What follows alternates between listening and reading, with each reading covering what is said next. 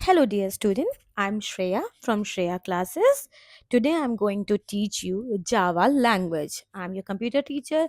Java language में पढ़ाऊंगी जो कि आपके क्लास 8 से टिल 12 तक की कवर करेगा। बहुत ही इजी मेथड में आपको मैं सिखाऊंगी, कुछ भी डिफिकल्ट नहीं होगा। आपको मैं buffer reader as well as scanner से भी मैं करवाऊंगी, क्योंकि कुछ स्कूल में बेटा बफर रीडर से भी कराया जाता है, कुछ स्कूल में स्कैनर से भी। तो जो आपके स्कूल में फॉलो होता है आप उसको फॉलो कर सकते हो। तो ठीक है, चलो अब आप लोग को बहुत ही बढ़िया मार्क्स गेन करने हैं, बहुत ही इजीली कर लेंगे। ठीक बच्चों, तो चलिए हम लोग कुछ जावा बेसिक्स देखते हैं। तो पहली बेसिक क्या है, जस्ट अ सेकेंड।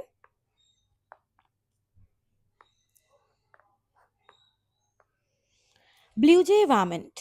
आपको इन्वायरमेंट से तो ये समझ ही आ रहा होगा कि कुछ तो माहौल है, यानी blue J is called an IDE। पहली बात तो बच्चों फुल फॉर्म पूछा जाता है, कभी 1 मार्क्स का आ जाता है। And for your kind information, आपका जो वाइवा होता है उसमें भी फुल फॉर्म्स पूछे जाते हैं। सो प्लीज प्लीज अच्छे से फुल फॉर्म्स कवर करके जाइएगा। कौन से ईयर में क्या चीज डेवलप हुई है ये जरूर करके जाइएगा, एंड किसने की है ये भी। ठीक है बच्चों, ये आपको बढ़िया रूप से 1 1 मार्क्स दिला सकते हैं, बढ़िया मार्क्स। तो IDE का फुल फॉर्म क्या है, इंटीग्रेटेड डेवलपमेंट इन्वायरमेंट। अब क्या है, ब्लू जे इन्वायरमेंट एक ऐसा इन्वायरमेंट है जो डेवलप करता है इन तीनों के मिक्सचर को। क्या क्या, एडिटर, डिबगर एंड व्यूअर। भाई सीधी बात है, एडिटर से आप समझ ही रहे हो कि आपका एक ऐसा टूल जो आपको राइट और एडिट करने को मौका देता है। डिबगर ऑफ कोर्स बग लगा हुआ है, यानी जो एरर्स आ रही होती हैं उसको डिटेक्ट करता है और फिक्स करता है। व्यूअर से समझ ही रहे होगे कि कुछ ऐसा टूल जो हमारे प्रोग्राम के पार्ट्स को शो करता है। तो चलिए मैं इसको भी आपको लिखवा देती हूँ बच्चों, कि अगर मैम पूछे व्हाट इज एडिटर, देन आप उसको इजिली आंसर दे सकें। तो मैं यहाँ लिख रही हूँ, नोट्स बेटा बना लेना अच्छे से।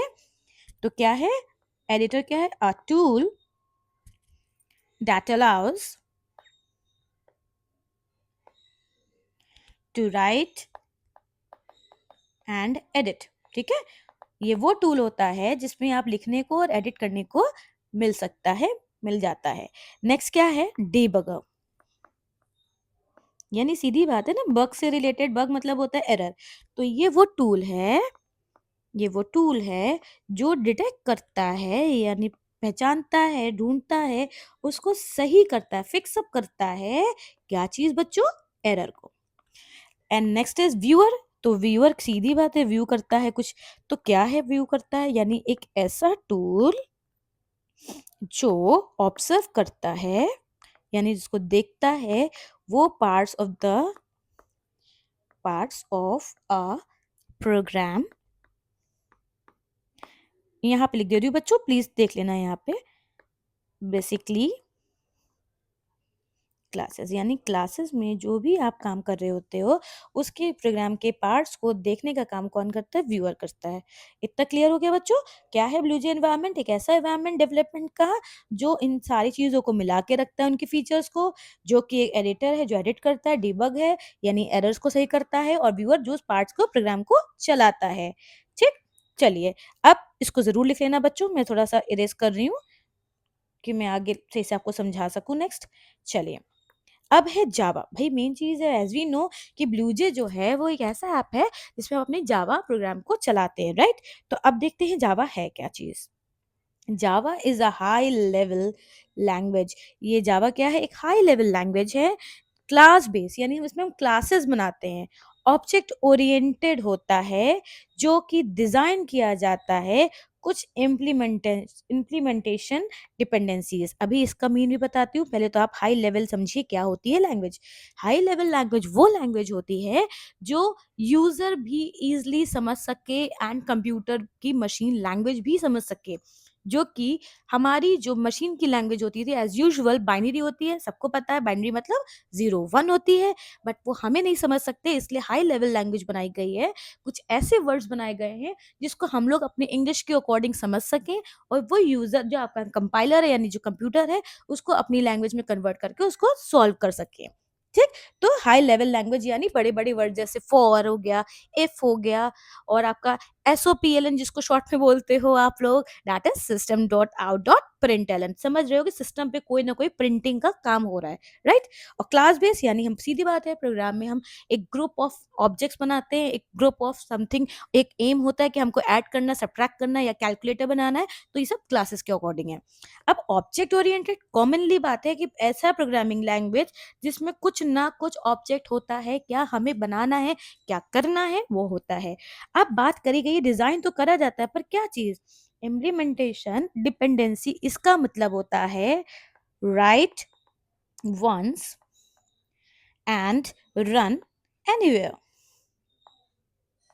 यानी एक बार लिखो और कहीं भी चलाओ। पर बच्चों कहीं पर मतलब क्या, कोई भी ओएस में, ऑपरेटिंग सिस्टम में, लाइन विंडोज, लाइनेक्स, ठीक, तो इन सब किसी पे भी ऑपरेटिंग सिस्टम पे चलाया जा सकता है। क्लियर। अब कुछ चीजें आपको बच्चों और डिटेल लिख दे रही हूँ, ये आपके वाइवा में जरूर आता है, तो बच्चों प्लीज नोट डाउन कर लेना, ठीक, भूलना नहीं।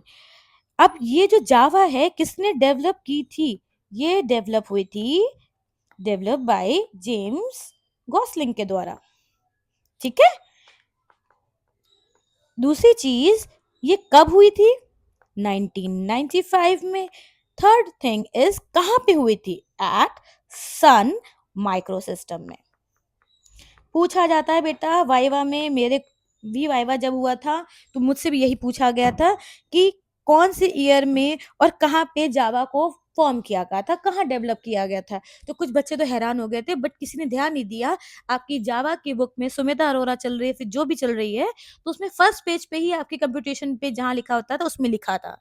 ध्यान से पढ़ने वालों को बच्चों आ जाता है। अब आप लोग को भी इंफॉर्मेशन आ गई, you will get your good marks, right. चलो नेक्स्ट देखते हैं हम क्या है। अब हम लोग पढ़ेंगे कि जावा की कैरेक्टरिस्टिक्स क्या है, आखिरकार जावा कैसे पहचानी जाए। प्लेटफॉर्म इंडिपेंडेंस है, यानी ये किसी भी प्लेटफॉर्म पे चल सकती है, यानी लाइनेक्स ओएस मतलब किसी में भी चल सकती है। और कुछ चीजें इसके अंदर भी हैं, जैसे पहला पार्ट है, ये कंपाइल होता है बाइट कोड में, यानी कंप्यूटर की लैंग्वेज में कंपाइल होता है बच्चों, ठीक, ध्यान रखना बहुत जरूरी चीज है। और इस पे ये जो है ये एग्जीक्यूट कैसे होता है, दिस इज एग्जीक्यूटेड। अच्छा, एग्जीक्यूटेड का मतलब होता है चलाना, जो अभी नया नया होगा जावा में। एग्जीक्यूटेड का मतलब क्या होता है बच्चों, चलाना, यानी रन करना, मतलब उसको काम करवाना। बाई JVM, JVM एग्जाम में फुल फॉर्म पूछा जाता है, ध्यान से बच्चों। इसका मीन होता है, मैं यहाँ फुल फॉर्म लिख दे रही हूँ, जावा वर्चुअल मशीन। ये एक ऐसी मशीन होती है जिसके द्वारा हम अपने कोर्स को चलाते हैं। अब जरा इसके बारे में पकड़ लो, ये है क्या, ये एक ऐसा इंटरप्रेटर है, यानी ये आपके प्रोग्रामर को या फिर प्रोग्राम्स को और उनके कोड्स को इधर से उधर, यानी मशीन लैंग्वेज को आपके हाई लेवल लैंग्वेज में कन्वर्ट करता है। यानी ये इंटरप्रेटर होता है आपके, ये एक्ट करता है बच्चों, एक्ट एज, ये इंटरप्रेटर की तरह काम करता है किनके बीच में, कोड और आपके हार्डवेयर, यानी कंप्यूटर के अंदर जो काम हो रहा होता है उनके बीच में ये काम करता है, ठीक। ऊप क्या है, ऊप का फुल फॉर्म बहुत ही कॉमनली सब लोग जानते होंगे, ऑब्जेक्ट ओरिएंटेड प्रोग्रामिंग, क्योंकि आप लोग भी बहुत ही अच्छे बच्चे हो तो तुम लोग को पता होगा। ऊप का मतलब भी अभी पीछे बताया था, यानी ऑब्जेक्ट से रिलेटेड, कुछ ना कुछ एम से रिलेटेड हम प्रोग्रामिंग क्रिएट करते ही करते हैं, तो वो हो गया। अब रोबस्ट एंड सिक्योर, सीधी बात है, कुछ सिक्योरिटी की बात हो रही है और कुछ मेमोरी की बात हो रही है। तो चलिए देखते हैं क्या बोला जा रहा है। थोड़ा इरेज कर देती हूँ, आप लोग पॉज करके फिर से लिख लीजिएगा, अपने नोट्स के लिए बना लीजिएगा बच्चों, है ना। ओके, साहब जल्दी आओ, साहब जल्दी आओ। बंद हो गई, बंद हो गई, मैं लिख रही थी। नहीं नहीं, बुक बुक चली गई। बुक ऐसे करो ना। अच्छा अच्छा अच्छा। हाँ, तो अब चलो बच्चों क्या देखते हैं, third part, robust and secure. अब ये क्या है, इट एम्फसाइजेस अर्ली चेकिंग, यानी जो भी कोई एरर्स आने वाली होती हैं उसको ये चेक करता है और इसको स्ट्रॉन्ग मेमोरी मैनेजमेंट में रखता है, यानी इसको ध्यान में रखता है। तो यानी अगर इसको एक्सप्लेनेशन देना हो आप कभी, तो बेटा कैसे दोगे, ऐसे दोगे, मैं लिखे दे रही हूँ आप लोग के लिए, नोट डाउन जरूर कर लेना।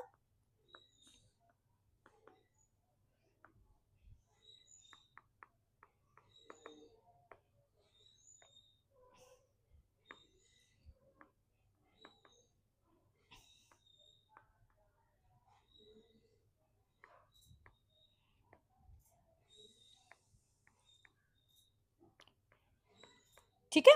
क्या बोला मैंने कि ये क्या करता है, ये अर्ली चेकिंग करता है, जो पॉसिबल एरर्स क्रिएट हो रही हैं उसको ध्यान रखता है, क्योंकि इसकी मेमोरी मैनेजमेंट बहुत अच्छी होती है, तो ये रोबस्ट और सिक्योर करता है। सिक्योर मतलब आपके पॉसिबल एरर्स से बचाता है और उसको बचाए रखता है, इसको सेव करके रखता है।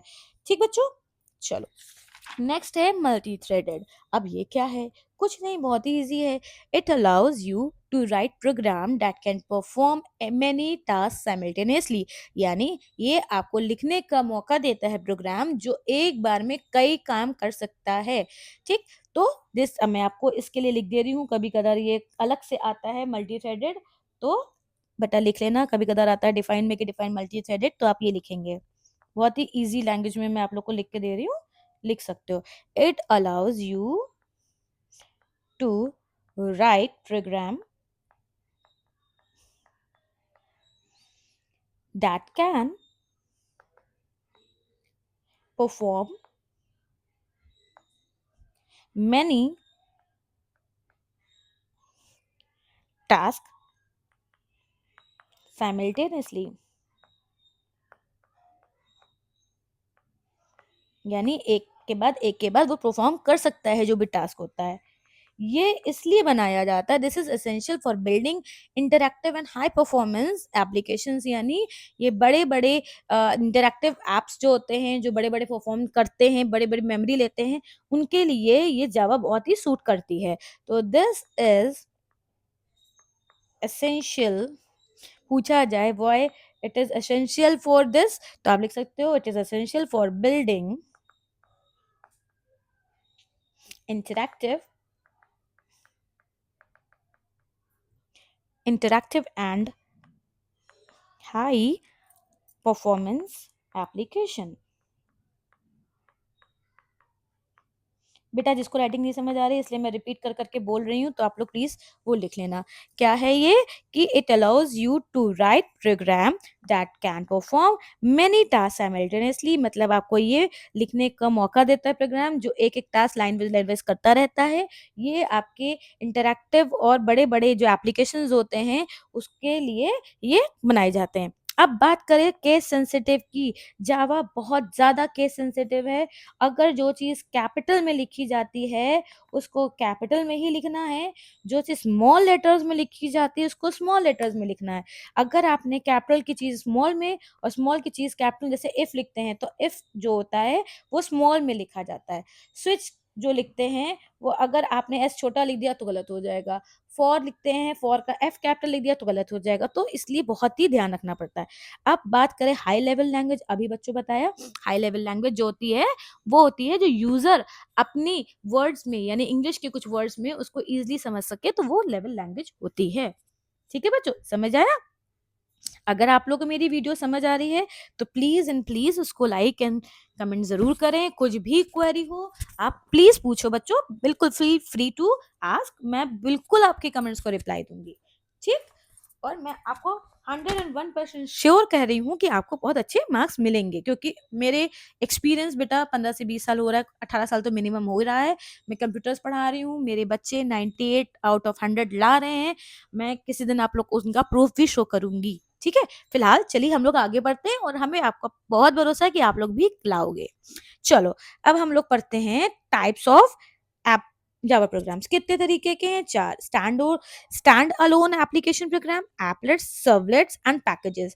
सीधी बात है, स्टैंड अलोन यानी इसको किसी की भी नीड नहीं होती है, यानी इसको इंटरनेट कनेक्शन की नीड नहीं होती है, ये ऐसे ही चलता है।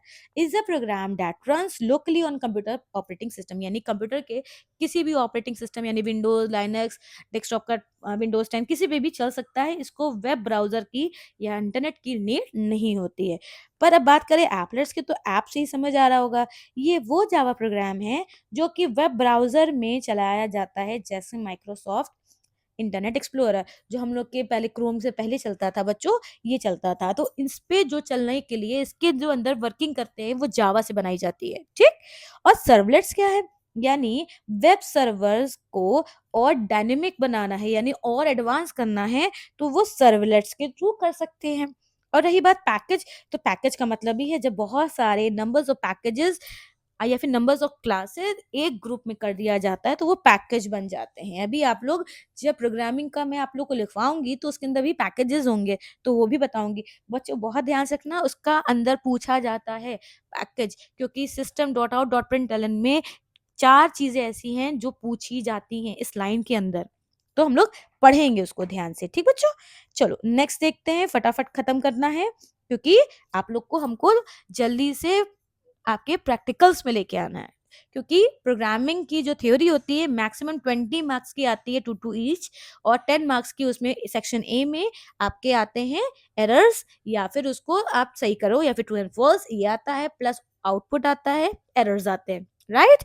सेकंड पार्ट में आपके 16 मार्क्स से रिलेटेड आपके न्यूमेरिकल्स आते हैं, तो बहुत ध्यान से करना है। 15 मार्क्स ईच होते हैं जिसमें 4 करना होता है। सबको ही पैटर्न पता होगा क्योंकि आप लोग भी बहुत ही बढ़िया वाले हैं। चलो, ऊप क्या होता है? ऊप मतलब ऑब्जेक्ट ओरिएंटेड प्रोग्रामिंग, अभी पीछे बताया।